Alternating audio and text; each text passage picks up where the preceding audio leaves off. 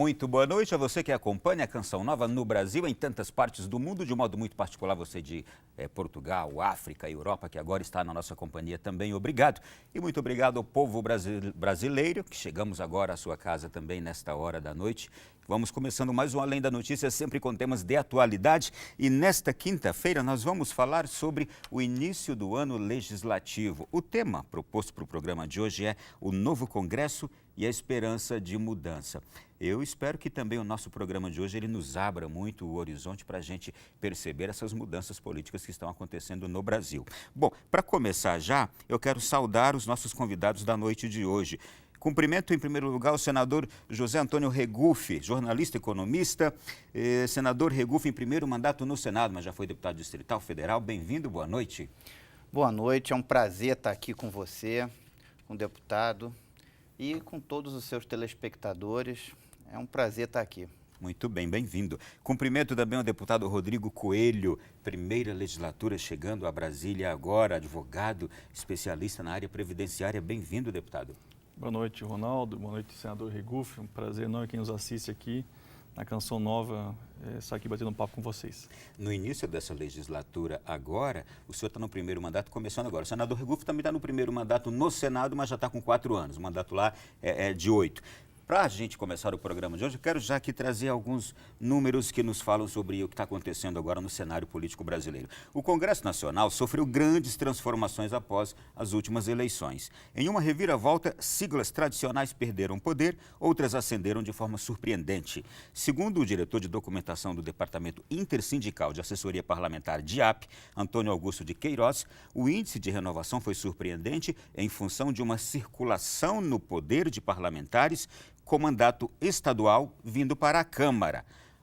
Diz também ele que os poucos que nunca exerceram cargo público têm 4 origens: os linha dura, os parentes de oligarquias nos estados, as lideranças evangélicas e as celebridades. O índice de renovação na Câmara dos Deputados nesta eleição foi de 47,3%. Em números proporcionais, é a maior renovação desde a eleição da Assembleia Constituinte em 1986. Já no Senado, o cenário também é inédito. De acordo com os números, de cada 4 senadores que tentaram a reeleição em 2018, 3 não conseguiram. Essa estatística marca a eleição mais surpreendente da história recente do Senado Federal. Agora, as perguntas são as seguintes: o que esperar dessa renovação? Quais forças surgem no Congresso Nacional? Qual mensagem o cidadão brasileiro passou através das urnas com tamanha mudança? E eu vou agora propor essa reflexão aos senhores convidados aqui da nossa mesa de hoje. Senador Regufe, ao que o senhor acredita essa mudança toda que a gente teve? Eu considero uma insatisfação plenamente justificada da sociedade brasileira com a forma como se faz política no país. E espero que essa legislatura, que os parlamentares que vão fazer parte dessa legislatura, que eles tenham consciência desse desejo da sociedade e que eles realmente ajam assim. Que isso realmente se represente ali dentro atitudes reais e não simplesmente uma retórica de campanha. As coisas precisam mudar, política é algo importante para a sociedade. Eu não sou desses que considera que a criminalização da política é um bom caminho. Nós temos que partir para cima e criticar duramente a má política. Agora, não a política. Política é algo importante para a sociedade, agora precisa ser bem praticada. E para ser bem praticada, nós precisamos combater a má política e precisamos nos afirmar em exemplos. E é isso que eu tento fazer. Espero que os novos parlamentares eleitos realmente pratiquem o desejo que a sociedade depositou nas urnas em outubro passado. Deputado Rodrigo Coelho, o senhor chegou agora com esse vento da mudança. Com que espírito, com que vontade o senhor está chegando e percebendo tudo isso que está acontecendo? A vontade, né, o entusiasmo, a motivação é muito grande, né? Eu tive a oportunidade de ser vice-prefeito de Joinville, vereador durante 2 anos e agora primeiro mandato como deputado federal. A gente participou também de alguns movimentos de renovação política, é o caso da RAPS, né, que promove essa amizade cívica, e aqui fazendo minhas as palavras do senador Regufe, importante, sem dúvida alguma, né, esses números da renovação, mas também adianta só mudar os rostos né, novas caras, né? Tem que ter novas práticas das políticas, porque essas pessoas novas que vierem com os mesmos vícios, né, que foram condenados, né, nessa eleição, que é o fisiologismo, é o troca-troca de favores e cargos, né? Então, o respeito ao dinheiro público, né, que o senador Regufe, por exemplo, é exemplo do Brasil todo, né? Essa relação de dependência, de autonomia do parlamentar, isso é muito importante para a democracia, né? Então, eu vejo com muito entusiasmo esse novo momento que passa o Brasil, né, com os colegas lá que a gente tem conversado, do Renova BR também, nos cursos que a gente fez do INSPE, porque foi a primeira vez na história em que 60 parlamentares foram para a sala de aula antes de começar o seu mandato, né? E muitos desses novos, que você falava aqui, nunca tiveram nenhuma experiência, né, com a vida legislativa, que é um mundo completamente diferente, né, do que o mundo de uma rede social, por exemplo.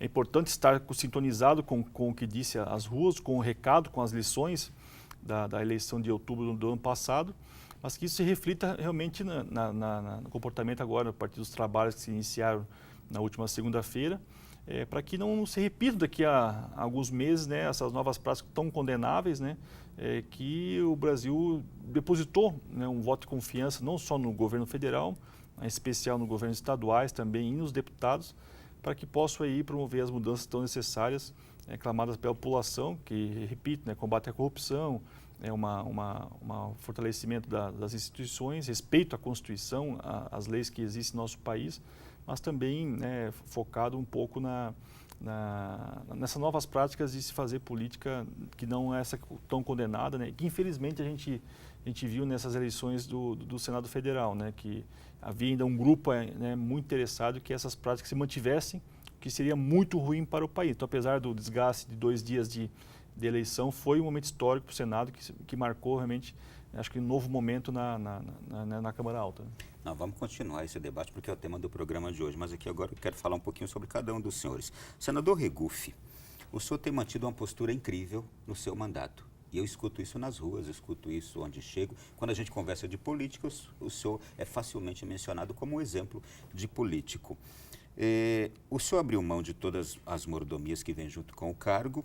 O senhor se recusa a receber verbas indenizatórias, salários extras, auxílio moradia, carro oficial, gasolina, viagens internacionais, uma série de outros benefícios que tem o parlamentar.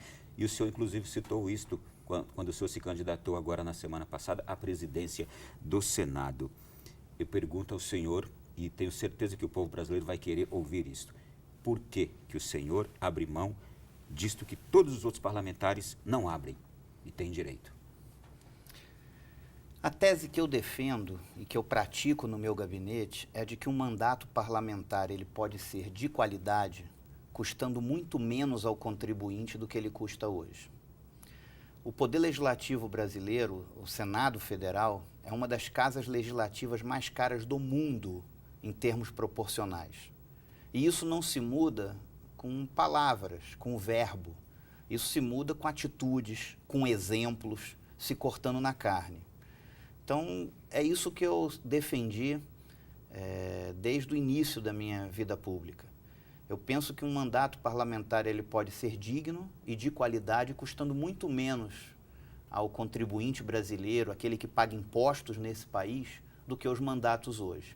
Eu, no meu primeiro dia como senador, eu abri mão dos salários extras que os senadores ainda recebem, abri mão de toda a verba indenizatória, reduzi o número de assessores do gabinete.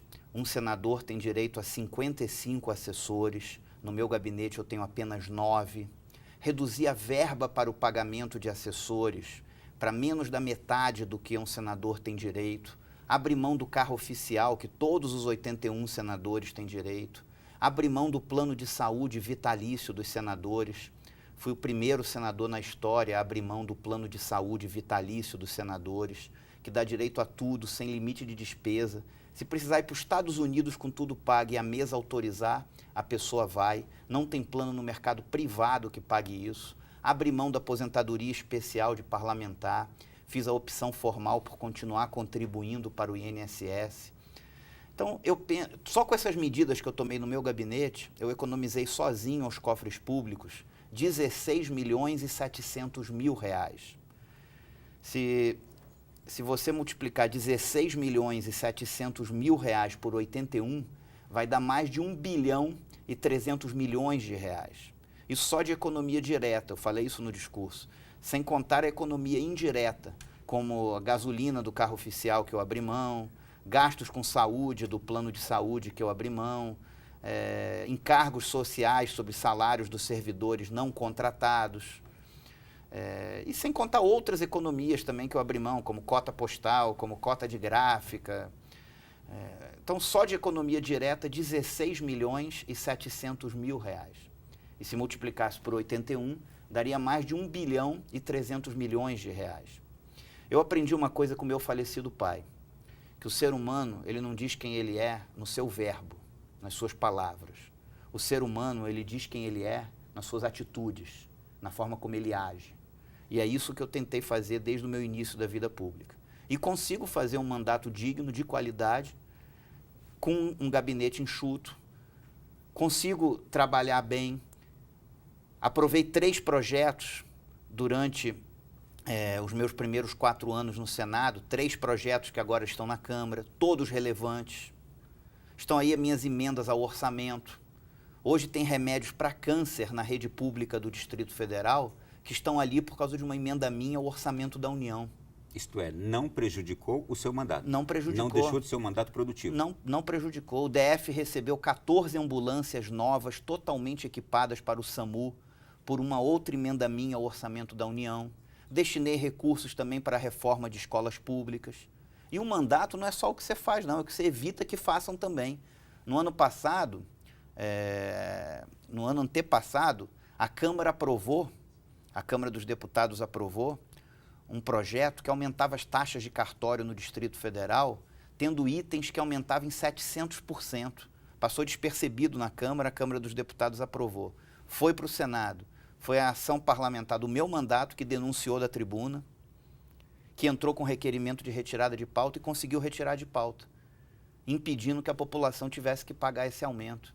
Foi minha representação no CAD que gerou uma investigação sobre os postos de combustíveis do Distrito Federal e que gerou uma baixa no combustível, no preço do combustível no Distrito Federal. E deixa eu lhe dizer uma coisa. Eu viajei agora o Brasil recentemente, São Paulo, Paraná, Rio de Janeiro. Brasília tem o combustível mais barato hoje desses estados e era o mais caro. Eu me lembro que eu viajava em anos anteriores.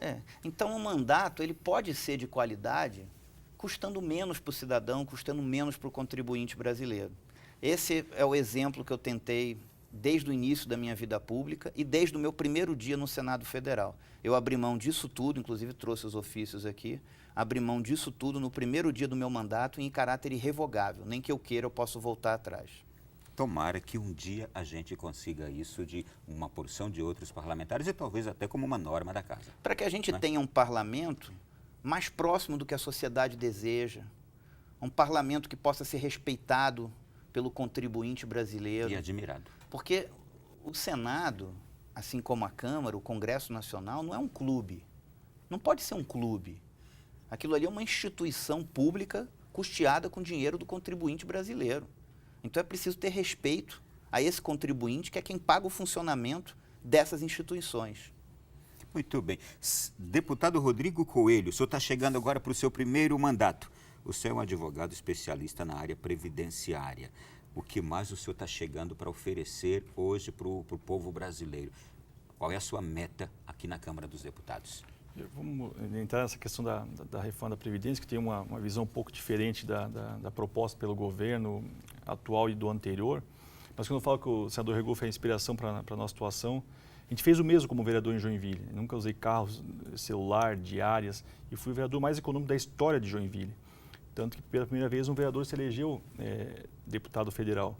Até estou me situando da quantidade de benefícios, de auxílios que tem a Câmara dos Deputados, porque é tanta coisa que eu vou fazer também esse ofício para deixar formalizado, né? E um dos que mais chamou atenção nesse início de mandato foi esse tal de auxílio mudança, né? Inclusive, quem é reeleito recebe 2 vezes, né? Recebe como se fosse final do mandato e início do mandato, inclusive os que moram, né, aqui em Brasília. né? Não foi o caso, claro, do senador Regufe, mas tantos outros, né? Agora até hoje foi entrado com o projeto de lei para acabar, né, com esse auxílio mudança, porque bem falou o senador, não existe dinheiro público, dinheiro é de você, pagador de imposto, né? Então, quem é o nosso patrão? É a população, é o povo que nos elegeu, que é o patrão, então nós temos que fazer o possível para corresponder à altura essa confiança do voto, mas em especial do dinheiro que falta para a saúde, para a educação, né, para a segurança, e que faz da nossa, não só o Senado, mas a Câmara dos Deputados, um dos parlamentos mais caros realmente do mundo. Mas será que corresponde, né, à altura? Tu pega exemplos da Suécia, né, que foi sempre um caso muito citado aí, que é com muito menos, né, e não compromete a atuação do parlamentar, muito pelo contrário. Né, isso é a eficiência da gestão pública, é algo muito importante. Então, a minha atuação lá como vereador nessa economia maior da história de Joinville, eu quero trazer para cá também como deputado. Não nomeamos também esses assessores, pode ser até 25 lá na Câmara dos Deputados, pode ser até 25 parlamentares, assessores de parlamentares, vamos nomear muito menos do que isso, mas estamos ainda nos situando da quantidade de benefícios que tem, que é o plano de previdência. Eu pago o INSS também, e como advogado na área previdenciária não poderia ser diferente, né, pagar o INSS. Então eu tenho uma visão um pouco, voltando agora à questão da previdência, um pouco diferente da que foi proposta pelo governo, porque é o seguinte, a gente tem que diferenciar um pouco a questão do regime geral do INSS, cuja média de aposentadoria é R$ 1.400, R$ 1.500 por mês, sendo que o déficit, 10 vezes mais do que está no regime geral, é do regime próprio de previdência. São os servidores públicos como um todo. Né? E também inclui aí o executivo, o legislativo, o judiciário, que tem aposentadorias com valores muito maiores, né, chegando a 25, 30 mil reais por mês, né, e inclusive as carreiras militares também. A gente não pode deixar de lado essa discussão das carreiras militares, porque isso vai ser difícil até o convencimento no Congresso Nacional dos parlamentares para aprovar algo que vai atingir fortemente os trabalhadores de regime geral. Eu pego o exemplo de minha cidade, Joinville, que é uma cidade tipicamente industrial, e com a crise que teve recentemente, perdeu 15 mil postos de trabalho. Então, pais de família que têm 25, 30 anos de contribuição nas empresas e que com 55 anos de idade, por exemplo, estão desempregadas. Elas dificilmente conseguiriam recolocação no mercado de trabalho. Colocar uma idade mínima de uma forma abrupta vai ser convidar essas pessoas a viver na informalidade ou partir para um Bolsa Família ou para um benefício assistencial. Então, tem que ter muito cuidado na questão de uma idade mínima, até porque hoje, indiretamente, já tem uma idade mínima no regime geral, que é o fator previdenciário ou a fórmula 85-95. Então, que se cria um benefício proporcional, um exemplo, essa pessoa que pagou 25 anos, 25, 35 avos do valor que ela contribuiu, proporcional a esse tempo, para não deixar essa pessoa desamparada do benefício previdenciário em caso de doença ou mesmo vier a falecer, para ter algo que possa, inclusive, fomentar, né, a entrada dos jovens no mercado de trabalho. Então, são questões assim que devem ser analisadas com muito cuidado. Ter esse contraponto é importante na discussão da reforma da Previdência, para se evitar injustiças, né, porque a gente reparou em vários locais do mundo, né, que essa proposta de capitalização é, até certo ponto, discutível também, mas para os novos, então, que se faça o regime de capitalização, né? E essa transição dos que estão atualmente, que há esse pacto intergeracional, que é o pagamento dos que estão na ativa para os que estão na inativa. Sou contra a reforma da Previdência? Não. Sou a favor de uma reforma da Previdência. Mas qual reforma é essa? Então, precisamos discutir. E não sabemos qual é a reforma. Então, tem que ter bem claro com relação a isso e pontuar, né, que faça até usando um termo da época da anistia, né, uma reforma ampla, geral e restrita, que todos dêem a sua parcela de contribuição, né, na questão do déficit da Previdência, e assim vai se pesar muito menos uma categoria só, que no caso é o pessoal do regime geral. Eu vou pedir só um tempinho aos senhores e vou deixar que o senador Regufe fale sobre o tema também daqui a pouco. Não, só para fazer só uma conclusão aqui disso que ele falou, uma coisa que precisa acabar é determinados privilégios no Brasil, como, por exemplo, a aposentadoria de parlamentar. Ali no Congresso, vários parlamentares com aposentadoria de parlamentar, alguns já têm aposentadoria e estão ali. Então, assim, isso precisa acabar. Eu, além das coisas que eu abri mão, no primeiro dia do mandato também, abri mão da aposentadoria especial de parlamentar, fiz a opção formal por continuar contribuindo para o INSS, até está entre os ofícios aqui, são vários ofícios aqui, ó. Aqui, ó. 1º de fevereiro de 2015, informa a Vossa Senhoria de que abro mão em caráter irrevogável do direito à aposentadoria especial de parlamentar e assim como fiz no meu mandato de deputado federal, continuarei contribuindo para o INSS, aqui protocolado no primeiro dia do mandato. Não tem cabimento um representante da população, aquele que legisla para a população, ter um tratamento diferenciado do ponto de vista de aposentadoria. Então, todos os parlamentares deveriam se aposentar pelo INSS. E eu não só, todos esses cortes que eu fiz, eu não só fiz o corte no gabinete, como eu apresentei projetos para que isso virasse regra. Inclusive, apresentei um projeto para acabar com a aposentadoria especial de parlamentar e que todos os parlamentares tivessem que contribuir para o INSS, como qualquer trabalhador. Fiz isso no primeiro dia do meu mandato e também abri mão, para dar o exemplo, em caráter irrevogável. E daqui a pouco eu vou entrar num outro assunto que o senhor colocou como uma das suas propostas para a presidência do Senado, que eu tomara que o novo presidente agora do Senado acolha uma proposta sua, que é dar direito ao parlamentar dele apresentar uma pauta ao longo do ano, não é isso? Para que ele possa ser votada, discutida. Claro. Daqui a pouco a gente fala sobre isso também. Foi o nosso primeiro bloco, um pouquinho mais longo, mas a gente volta daqui a pouquinho falando sobre o tema de hoje, o novo Congresso e a esperança de mudança. Está sendo tão bom escutar aqui os parlamentares que aqui estão hoje, fazendo a gente pensar sobre tudo isso, não é? Voltamos já.